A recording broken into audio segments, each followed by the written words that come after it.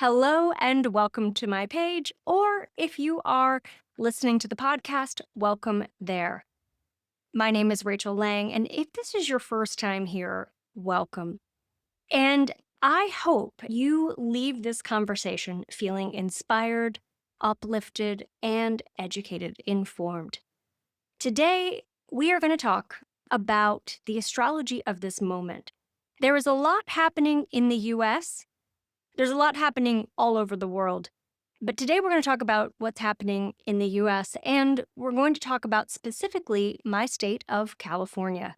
We have a number of astrological cycles that correspond to the big upheaval taking place that we're all feeling no matter where you live. There are a number of cycles that correspond to different times in history when the country has had a major war: the Revolutionary War, World War II, the Civil War. And where I live in California, a lot of disruption is happening here between our state and the federal government.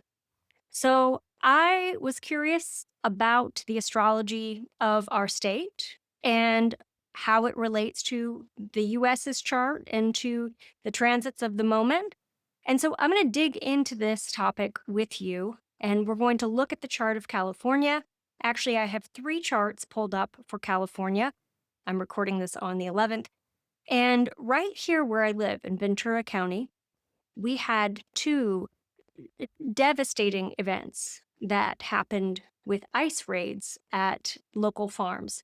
One was in the county just next to ours, and one was in our county. People were dragged away without due process. Military vehicles were deployed, blocking streets. Helicopters were flown in. The National Guard came out. And our agriculture depends on these workers. The workers can build a path to citizenship, many of whom are already on a path to citizenship. So there's a lot of fear, there's a lot of upheaval. There's going to be a ripple effect of these policies that we're going to feel for generations. And so the reality of that is something that we are talking about here in California, because it seems like California is really being targeted for a lot of this. In our communities, many who believe that we are already in a civil war. And I've heard this on a number of occasions. I personally am not saying that we're in a civil war. In fact, I'm doing everything I can to adjust the conversation to say we don't have to be in a civil war. We don't have to have armed conflict. We have a buffer time before Uranus enters Gemini next year, before Jupiter enters Leo next year.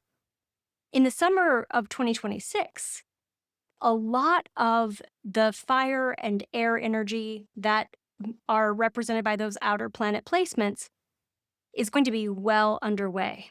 And at that time, think about fire and think about air. Air and fire both carry seeds from one place to another. They help the pollinators that fly through the air. And so, if we think about that metaphorically, we might say that when the outer planets are in air and fire signs, that things happen quickly. There isn't a lot of resistance holding us back. Any thought that we're thinking, any collective notions that we're gathering together and brainstorming about, that all of those seedling thoughts are getting flown into the air faster. We don't have a time like this astrologically, when there's so much fast change and rapid motion.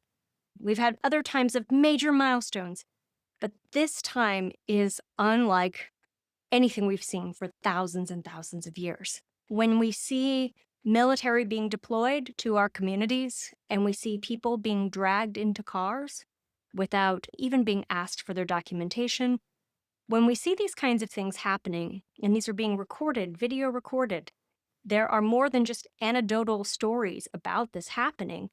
When we see these kinds of things happening, it looks like we are being targeted. And all of the city leaders that I've talked to, we are all asking ourselves the same question: What does this moment call for? How do we respond? I want to be clear about something. This isn't about left versus right politics. What this is about is it's about right versus wrong on a human perspective, on a moral perspective, and also on an economic perspective, because communities thrive when we have diversity. And when we have economic diversity, when we have cultural diversity, it just makes us richer. And honestly, I think that immigrants are the most courageous and intelligent people out there because you have to have so much courage to leave one country where you grew up and make a new life in another. And also, it takes a lot of intelligence to learn more than one language, to know two languages, or sometimes three or four. And so, what's happening is that some of the most valuable, intelligent, courageous members of our community are disappearing. And as a public servant myself, this is not okay. Now that I've said that piece, let's look at the astrology of this moment. Here is the chart for California's statehood. This is the date that California was elected into the Union. And there's some dispute about the time. I've seen some afternoon times, I've seen others use a noon time. And I've actually gone back into the archives and read the minutes of the Compromise of 1850 to try to see if I could find an exact time, and I couldn't. So if you have any information about the time that this election happened and that the vote took place, please let me know.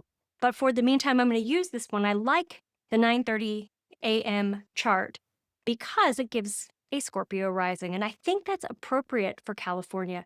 California is known as a change agent. We tend to start trends that ripple out into the USA, the rest of the country, and throughout the world. This is a hub for storytellers. It's a hub for the entertainment industry here in this country and throughout the world.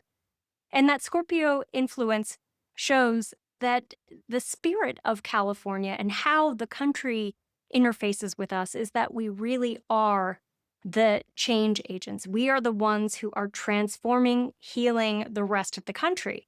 And a lot of the policies that later get adopted by other administrations start here in California. So there's that influence that I like. I also like the influence of Leo on the 10th house on the midheaven, the North Node in Leo. This says a lot about who we are. It's movies, it's self-expression, it's art. Also, Leo relates to sunshine. And think about it. Think about all those movies in the 1960s with Annette Funicello on the beaches, people lounging in the sun. That's what a lot of people think of when they think of California. Music, art, film, television, entertainment. Very, very California.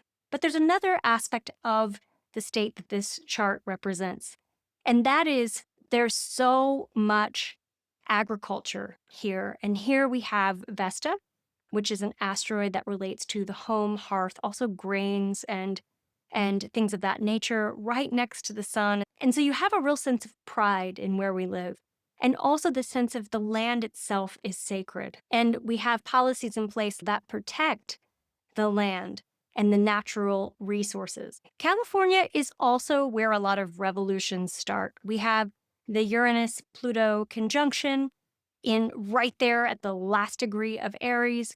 And this is the same conjunction that happened in the 1960s. And the Uranus-Pluto conjunction of the 1960s showed us that California was actually on the forefront of a lot of the anti-war demonstrations during the Vietnam era. The free love movement really came to life in Northern California and then down in Southern California. It kind of rippled down. And so here you have California being a hub of revolution. And it definitely is right now. And this is going to continue to play out as we get into the rest of the year and as we get into 2026. Now, I could talk all day about the chart of California, but I wanted to look at the eclipse on September 21st of this year because that solar eclipse is happening within just a few minutes of California's Jupiter. And we have Saturn and Neptune both opposing it. Now, what this tells me is that California is the fourth largest economy in the world. But what's happening with the ice raids is going to have a ripple effect in our economy. One, because right now, farm workers are documented or undocumented, are afraid to go to work. And so this is putting a lot of hardship on agriculture. So our food prices are going to go up all over. And not only that, but if we don't have workers, then farmers are going to struggle. Your price of eggs is going to go up unless we have volunteers out there picking our food or working in the farm to compensate for some of what's happening. We are already at a budget deficit in this state, and I can see some more financial hardships taking place with this lunation. Eclipses have this trajectory. So the eclipse happens, and then a few months after the eclipse, we really get a sense of what that eclipse is going to do. And it's going to happen in about 4 months after this. So we have September, October, November, December.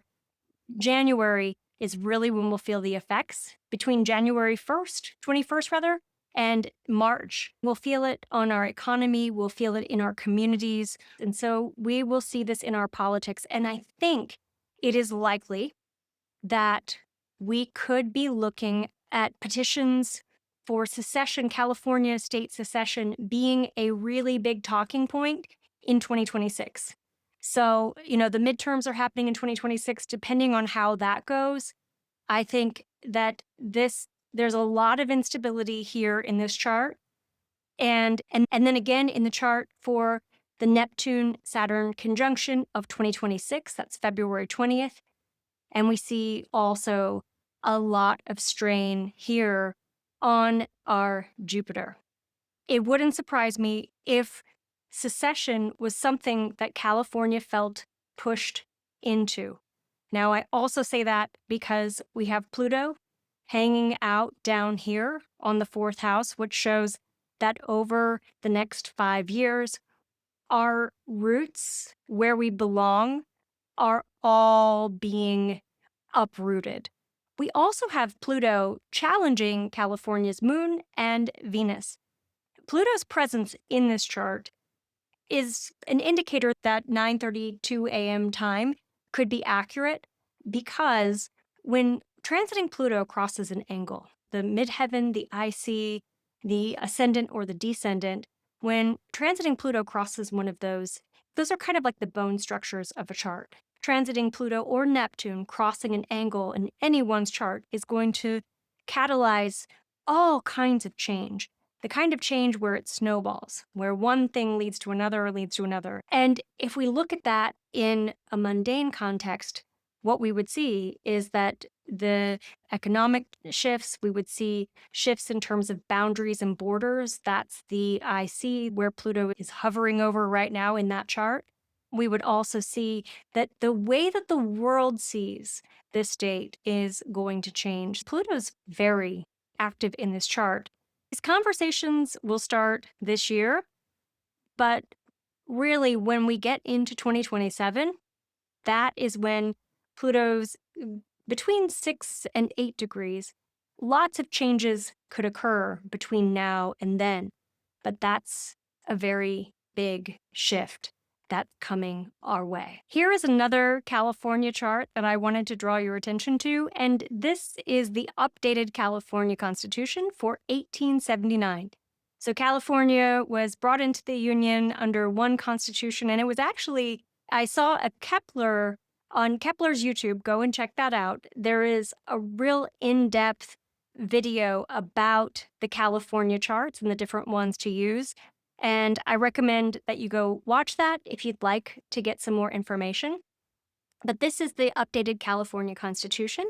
and it's just set for a noon time on July 4th, 1879. Now, if we look at this one, it's interesting because bears are associated with the sign of Saturn. And here you have Saturn, a very big player in this chart. It is in a square aspect with the sun, it's conjunct Mars. And you hear a lot of people here saying, don't poke the bear. California's state flag has the bear on it. We're very passionate about our bear. And so I think about the bear in terms of Saturn, but I also think about it in terms of like mama bear. And that Cancer influence can be very mama bear protective. When we look at this chart, a couple of things stand out. First of all, we have transiting Uranus, which is the planet that shakes things up, hovering over Pallas, Athena, which is this little asteroid over here, and Pallas is strategy. And that's what's happening in our state right now. We have a lot of folks in municipal government and state government who are thinking strategically of how to address the funding cuts from the Trump administration, the ICE raids, all of the backlash that California is receiving for potentially for being a blue state. When we look at the chart for the Saturn-Neptune conjunction of February 20th, what we see is Saturn and Neptune are both in a challenging aspect relationship with the state's Juno and moving toward a challenging relationship with the state's Ceres. So these are things like our relationships, our partnerships, our sense of power in the overall union that we're a part of. And Ceres represents things like agriculture. And so we have a lot of tension in those areas of the chart, but there are also incredible opportunities. For example, we're gearing up for the state constitution's Saturn return, which is a time of adopting new laws and new regulations. And so I think we're going to see a revisiting of our laws and law enforcement, perhaps even a reimagining of our judicial system. All of the upheaval that we're seeing from the federal government is going to prompt the state to look at what are our policies and how do we make them better. One thing I'll say about the Saturn-Neptune conjunction is it is a total reimagining of what we think about when we think about war and peace. And we'll see a lot of guardrails being put up around war crimes. And we have historical reference points for that, especially with Saturn in Aries. War tribunals, war crimes, reimagining how we want to hold countries and individuals accountable for their acts of violence or their withholding of food or humanitarian aid. And this is something that we'll see unfold over several years. But I think we have historic precedent for Saturn relating to war and peace, and Neptune relating to war, and then the way that we treat the wounded in war, major movements in healthcare related to war, or that spur from war, and things like anesthesia, for example. It is going to be a global event, a phenomenon that touches every country. And we have historic reference points for times when Saturn's been in Aries, times when Neptune's been in Aries, when there have been major movements toward looking at issues of war and peace. If you look at the US chart, you'll see that Neptune and Saturn are going to be hovering over the part of the chart that relates to our country, our land. And so the chance of us having some kind of military event here on US soil is a possibility with this transit. Other historic reference points we have for those transits, for Neptune in Aries in particular, is this was happening during the Civil War, as I just said, but there was a whole rise in the way that we care for soldiers and major movements in medicine as a result of the war. And so I think we'll see that. We'll see new ways of addressing biological warfare or chemical warfare. And there's also going to be a whole technological component to this too. It's not all bleak. It's not all doom and gloom. I'm not saying that we're definitely going to war. What I'm saying is that if we look at history, we see that that's a possibility. right now. There are 3 cycles that relate to that: Saturn in Aries, Neptune in Aries, Pluto in Aquarius in the early degrees of Aquarius, Uranus in Gemini. We have these reference points. It doesn't have to manifest in those ways. Our collective power of thought, of intention is so strong. So we all need to be directing it toward the outcomes that we most want to see and being prepared in case something does happen. When we look at the US chart, and this is the Sibley chart for July 4th, 1776, in relation to that Saturn Neptune conjunction, we see Pluto hovering right there over our destiny points, the South Node opposite the North Node. And so here again, we have this asking ourselves, who are we? What do we believe? What is our purpose? How do we see ourselves in the future? We are gearing up for our Uranus return. This happens once every 84 years. And here we have Jupiter inflating our sense of who we are when the reality isn't as solid as we think. And that's because of where Saturn is, where Neptune is. And it's also because Pluto is kind of like a little bit of a wrecking ball, taking the past structures that have not worked for us, that have been painful. Some of us are really looking at the past and seeing how there are things that are unfolding right now that remind us of those wounds from the past. And there's a lot here that says it's a wake-up call for our country.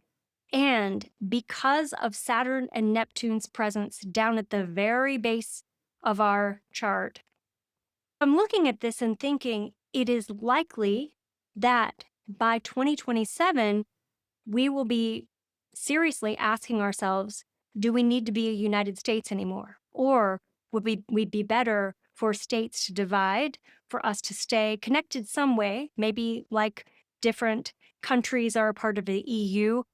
I think that those conversations could be happening, even if they don't fully come to fruition. I think we're talking about 2027. So after the 2026 midterms, there's a real moment of reckoning for everyone when we have our nodal reversal. And the North Node goes to the same degree as the South Node of the country's chart. And that happens in the fall of 2027. And that is a date with destiny. And at the time when we really do come together and say, who do we want to be in the future? And often in our own personal lives, the nodal reversal is a time when an ally comes in, a mentor comes in. And so we could even be having other countries participate in this. Canada coming in and saying, hey, I'll help you, California, or you, New York. Mexico coming in saying, you know what, I'm here to help too. So there's a lot of restructuring, a lot of reimagining what boundaries and borders we have with ourselves and with other countries. The last time Neptune was in Aries 165 years ago was the start of the Civil War. But before the first shots of the Civil War were ever fired, there was a buildup. One of the things that initiated that was the Compromise of 1850, where California was granted statehood. And the issue of slavery came up, and decisions were being made about whether or not to make it illegal. The state of California is brought in during this time when the ripple effects of the policies of the 1850s led to the Civil War. It's interesting, just from a historical perspective, to see that California today is a big central focus for what is an ideological civil war that's happening right now. Coincidentally, another thing that happened in the 1860s is that you saw a rise of astrology, and it was rising up in this new thought movement that was really coming into formation. It was rising up as a part of the abolition movement. Astrology now is having its place in mainstream conversations more than ever before, thanks to Neptune in Pisces. And so we're going to see astrology being part of what we lean on as we move through this very uncertain time. And hopefully, if history repeats itself, we'll see astrology being placed in major conversations around political topics the way it was in the 1860s. Also, astrology was being printed in some of the major newspapers of that time. So, yeah, it's interesting. History doesn't have to repeat itself, but we're seeing the threads, we're seeing the rhymes of it right now. And we don't have to follow the same course of events that history has paved for us. We can create our own new ideas and ways of moving through this time. And we have this incredible knowledge of quantum physics and the way that energy works. And so we could all be directing our thoughts and our attention in a different way. We don't have to be moving it toward what looks like where the energy is headed, which is a civil war, which is another world war. We all have the power right now to be ushering in a new paradigm. And that new paradigm can be something incredible, something that we've never seen before, a whole new beginning. That's the potential we have with Neptune and Saturn at 0 degrees Aries. We have the potential for a whole new Earth. So I'm going to leave you with your cosmic call to action. It's your takeaway. One thing that you can do to embody everything we talked about today. It's your spiritual assignment, if you will. And so, your cosmic call to action today is to spend at least 5 minutes a day, as often as you can, thinking about the seeds that you want to plant for the future, the 2027 future. And set those intentions and send them spiraling out. Just imagine that the wind is carrying them, that the fires are wafting them into the atmosphere like smoke, lifting them up into the heavens. Imagine planting them down into the earth. Imagine watering them, and spend some time in conscious reflection so that your energy can be a part of moving the current of events in a new direction. All right, everyone. Thank you so much. I'll get back to doing some more personal things and doing some more individual astrology lessons, so stay tuned for that. And don't forget to sign up for my astrocartography course, which happens in August. It's going to be very, very exciting. All right, everyone. Thank you so much and have a great day.